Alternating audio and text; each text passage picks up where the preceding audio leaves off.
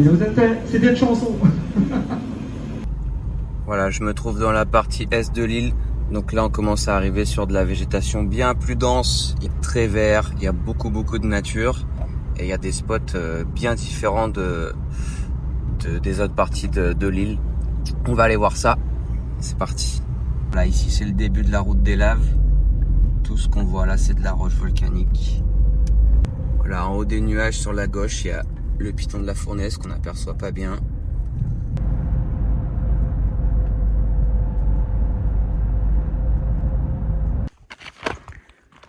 Là, on est vraiment que dans de la roche volcanique recouverte de lichen, quasiment, avec très peu de végétation.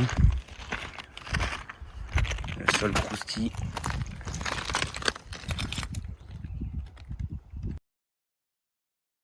Je me trouve à Notre-Dame-des-Laves. En fait, ici, l'histoire rigolote, c'est que en 77, il y a eu une éruption du piton de la Fournaise. La coulée de lave qui est bien présente, hein, on la voit, c'est tout simplement arrêtée au niveau de l'église. Elle serait rentrée de 3 mètres dans la nef, mais après elle a complètement contourné l'église, ce qui fait que ça l'a laissée intacte. C'est quand même assez stupéfiant. Du coup, je suis à 2 pas de l'Anse des Cascades et je vais aller y faire un tour. Bon, les dieux du parking sont avec moi. Je viens de trouver une place à l'ombre alors que c'est blindé. On est dimanche. Du coup, il y a plein de familles qui viennent ici pour pique-niquer. Et je suis garé au top. Voilà, donc l'idée ici, c'est que la nature s'est dit, je vais faire des cascades partout. Comme ça, ce sera trop beau.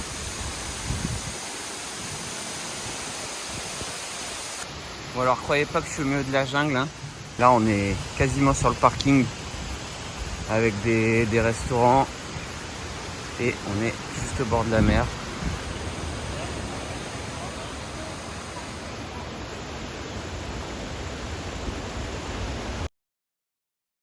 Je vais attaquer cette rando en bord de falaise, ils disent à peu près 2 heures. Allez, pour aller jusqu'à la chapelle que je vous ai montré avant.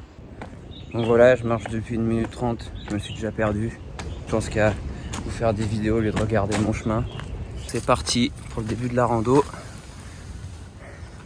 Du coup, tout le long de la randonnée, on va être sous les vacoas, ces arbres avec des racines hors sol. Et donc là, ce qu'on aperçoit, c'est les fruits qu'on appelle les pimpins. Et partout, il y a ce genre de graines. C'est voilà de quoi se composent les pimpins. Et les oiseaux mangent ça, les fourmis aussi. D'ailleurs, on voit, il y a plein de petites fourmis.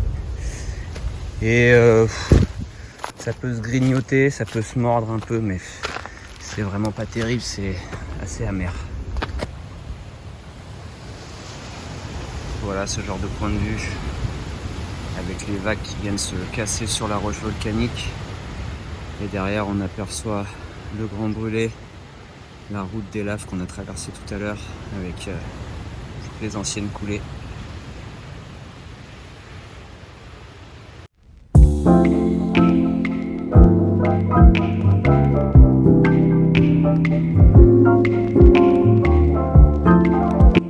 Il fait si chaud, je rêve de me baigner mais c'est pas possible, il y a trop de requins qui m'attendent juste derrière là-bas. C'est vraiment le point négatif du coin, c'est qu'on peut pas se baigner. Du coup on brûle, c'est un peu comme l'enfer, on brûle avec la tentation juste à portée, l'eau bleue magnifique à seulement quelques mètres, mais on n'a pas le droit d'y aller. De toute façon, l'histoire serait vite réglée si je me baignais dedans. Il y a trop de grosses vagues et trop de requins. C'est vraiment une petite promenade enchantée avec roches volcaniques au sol tout le long, même dans la forêt. Et puis voilà, on a ces points de vue tout le long sur la mer et la végétation, pas mal de plantes grasses et de plantes sûrement endémiques aussi, je m'y connais très mal. Désolé, je devrais plus me documenter. Mais je suis juste ébahi par cette nature sans même la connaître. comme une belle inconnue qu'on croiserait dans la rue. C'est beau. Ah oui, retour des Vacoas, retour de l'ombre. Merci mes arbres. C'est vraiment stylé ces racines hors sol. Vous voyez, une part de dehors et puis après, elle rentre dans la terre. Un joyeux bazar.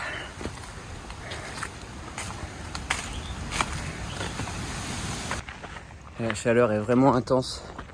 Je suffoque. Tous les passages pas à l'ombre, il y a vraiment le sol qui émane une chaleur pire que du bitume chaud en été. Ça coupe le souffle. Mais c'est trop beau.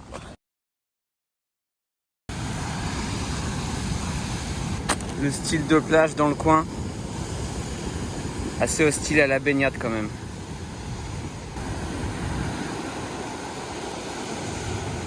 Je vois que monsieur le pêcheur sait se mettre bien.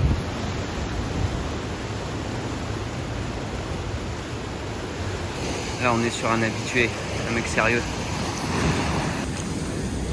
Bon, ramasser vos ordures, bon sang. Après ça va finir dans la mer. Allez, une autre.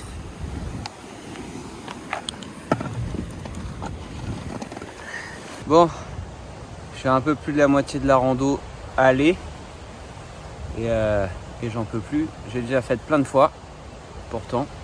Mais alors, il fait super chaud aujourd'hui. J'ai un sac à dos bien rempli. Parce que j'ai pris tout le matos. Si jamais je trouve un spot pour peindre. Plus la bouffe, plus l'eau. Ouais, j'ai chaud. Franchement, ça me tape les tempes. C'est rare que ça m'arrive comme ça. Pourtant, c'est assez ombragé. Il fait si chaud. En ce moment, il fait pas si chaud que ça. C'est le début de l'hiver. On est début du mois d'avril. On a eu beaucoup de grisailles ces temps-ci. Aujourd'hui, c'est vraiment un temps d'été. Et ça cogne. J'en peux plus. Bon, au moment où je finis de vous dire ça, je croise un monsieur qui est en train de courir, qui a 65 ans, en pleine forme, transpire même pas, avec une toute petite bouteille d'eau. Il m'a souhaité une bonne journée. On a chiné ensemble nos bouteilles d'eau. Et voilà, je suis faible. Comment font-ils ces gens pour courir par cette chaleur? Allez, c'est reparti. J'ai bien pris l'ombre, j'ai bien bu. Je vais reprendre cette randonnée de plus belle. Je n'ai ras le bol de se faire humilier par les gens du 3e âge. Non mais... Ah, d'ailleurs, qu'est-ce que c'est que ça? On dirait bien la bouteille de Silaos. Avec quoi j'ai trinqué avec ce petit vieux. Il était en train de courir avec ce genre de bouteille. Est-ce que c'est lui? On ne saura jamais. Mais ceci expliquerait peut-être sa vitesse accrue. Il se délesterait de tous ses déchets au fur et à mesure de son avancée. Et ça, on valide pas, monsieur. Non, j'en sais rien si c'est lui. Mais bon, dans le doute, quand même, je vais me dire que c'est lui parce qu'il m'a bien trop humilié. Voilà, taille des marches. Là, mon pied. Voilà, la marche, elle m'arrive. Ouais, c'est ça, elle m'arrive au genou. Exactement. Voilà, des marches toujours plus hautes. Celle-là m'arrive mi-cuisse. Tout va bien, enchaîné par une autre. Voilà. C'est les vieux bordel. Bon, comme vous pouvez constater, c'est un chemin assez facile quand même, hein, malgré les 3 pauvres marches que je filme pour faire genre. Mais malgré ça, c'est bien nature, quoi. Vous voyez, le chemin n'est pas forcément bien déblayé partout. C'est agréable. Pour l'instant, j'ai pas filmé beaucoup de rush de la Réunion depuis que je suis arrivé. Je vais vous expliquer pourquoi. Déjà, je suis arrivé tout début janvier. Le premier mois fut assez terrible. Il y a eu directement l'ouragan Belal qui a été très violent. Ça parlait de l'ouragan le plus violent depuis une trentaine d'années. Et finalement, il a perdu un peu de puissance juste avant de toucher l'île. Ça a quand même bien cartouché pas mal d'endroits. Il y a des gens qui sont restés sans eau, sans électricité pendant 3 semaines. Et finalement, bon, l'ouragan n'a pas duré longtemps, hein, comme d'habitude, c'est l'histoire de 24-48 heures. Par la suite, pendant tout le mois de janvier, on a eu que de l'eau. Il y a des zones de l'île où il a plu pendant 3 semaines non-stop, quasiment. Et les sols étaient saturés en flotte. Du coup, des inondations partout, les routes bouchées. Et énormément de glissements de terrain, de chutes de pierres. Et dans les cirques, donc la Réunion compte 3 cirques, Silaos, Salazie et Mafat. Dans les cirques, là où se situent toutes les grosses randonnées légendaires, avec des dénivelés vraiment costauds et des vues de ouf, et les chemins ont été complètement ravagés par les éboulis. Et donc l'ONF est en train de les remettre d'aplomb depuis. Donc là, nous sommes au début du mois d'avril. Donc ça fait 3 mois qu'ils bossent d'arrache-pied pour remettre les chemins en état. Ça commence à se réouvrir petit à petit, mais il y a encore beaucoup de chemins qui sont fermés. Donc voilà, il faut faire attention. Et c'est pour ça que depuis que je suis arrivé, j'ai pas pu vraiment aller faire des grosses randos parce que les terrains sont vraiment compliqués cette année. Et voilà, j'aimerais bien, avant de partir, j'aimerais bien vous amener avec moi et faire un petit épisode de nature peinture dans un des cirques avec une vue en général assez folle. Voilà, pour les petites explications.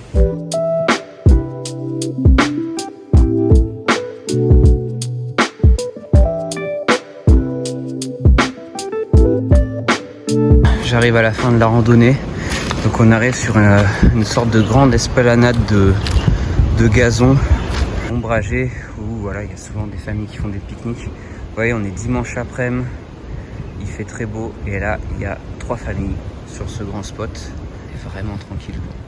C'est ça qui est vraiment agréable à la Réunion.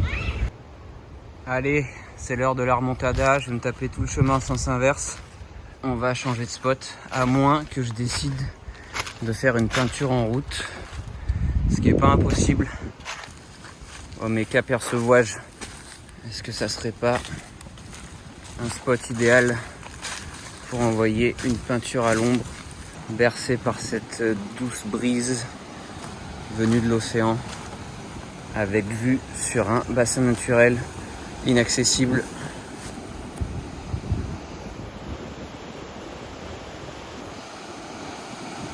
Ouais.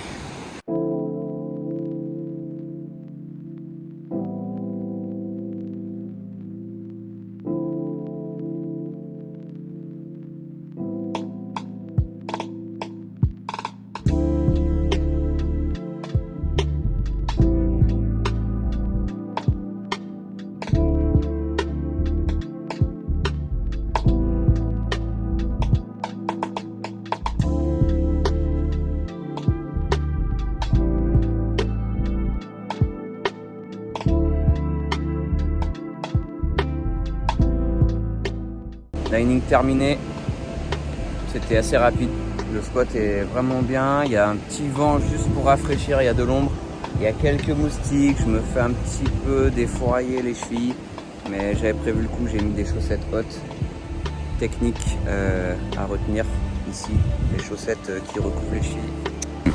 J'avais oublié de remplir ça, je vous en fais profiter en vitesse réelle. C'est bien beau de filmer en accéléré, mais c'est cool de voir aussi comment ça se passe en vrai.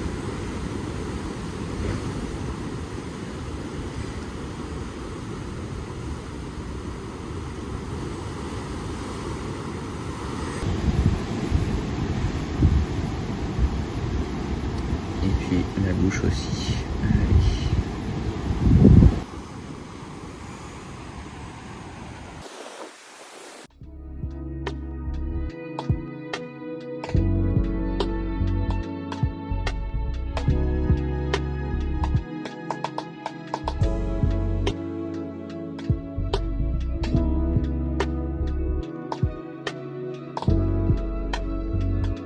Ça a pas mal bavé, mais c'est pas très grave. J'aime bien. J'ai arrêté d'être psychorigide sur les dessins. C'est pour ça que je peins directement au pinceau. Même les contours, comme ça, il y a des petites erreurs qui rendent les choses un peu plus vivantes. Avant, j'aimais pas. Maintenant, je sais pas. je me force à aimer et puis finalement ça marche. Touche finale, les pupilles dans les yeux. C'est un peu la tradition, ça permet de donner vie au personnage à la toute fin. Ça lui donne un peu son âme, quoi, le fait de lui dessiner les pupilles.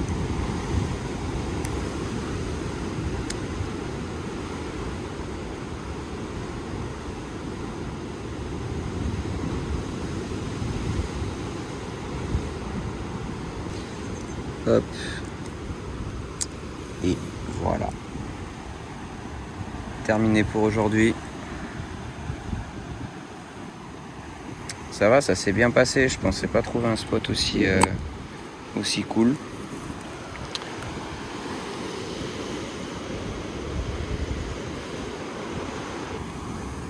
Encore une fois, on ne jette pas la peinture dans la nature, on essuie.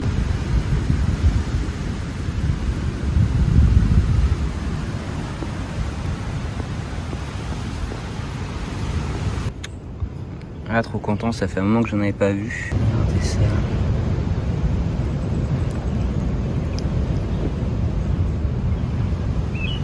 C'est fou.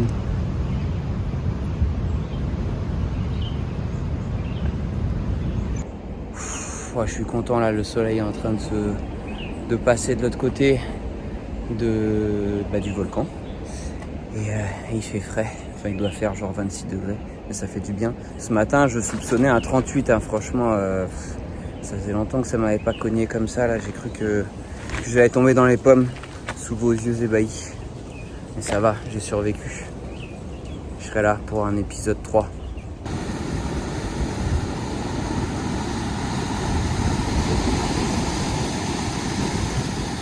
Voilà, ainsi s'achève l'épisode 2 de Nature Peinture. Je suis sur le site du Grand Brûlé. Il y a le volcan derrière, qu'on voit pas, il est caché dans les nuages, mais il est bien là. J'espère que ça vous a donné envie de sortir, envie de vous aérer et puis d'aller chercher l'aspi un petit peu ailleurs. Quand on dessine ou qu'on tatoue, des fois, voilà, on reste un petit peu bloqué, mais c'est valable pour tout le monde en fait. Je vois pas comment on peut en tirer quelque chose de négatif, d'aller se promener dehors et puis de se dépenser un petit peu dans cette nature, même si des fois c'est dur, si on transpire, si je sais que les gens aiment pas forcément marcher, aiment pas forcément forcer. Il y a des randos comme celle que je viens de faire qui sont pas nécessairement très dures. Bon, j'en ai fait. Bon, aujourd'hui c'était pas facile, il faisait très chaud pour ma défense et j'avais un sac lourdement chargé. Mais il y a toujours des randos à se faire très simples et ça fait toujours du bien à l'esprit et au corps de se dépenser un peu. Franchement, la nature, c'est le meilleur moyen de faire un gros break. Allez, portez-vous bien mes petits zigotos. Restez Nature Peinture. On se voit bientôt pour l'épisode 3.